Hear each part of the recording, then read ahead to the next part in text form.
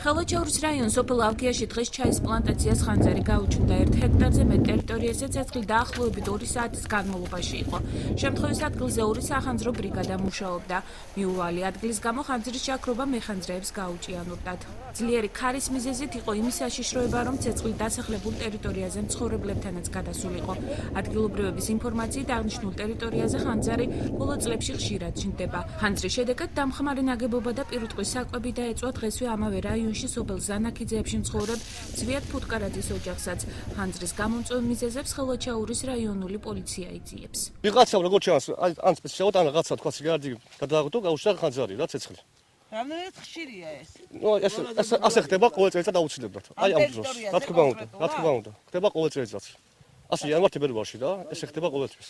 და თქვენ როგორ ფიქრობთ, ეს მიზანმიმართულია თუ ხშირად რაღაცა ბუნებრივი მოვლენა? ნუ შეიძლება ბუნებრივიც იყოს, შეიძლება უფრო მიზანმიმართული რა შეიძლება.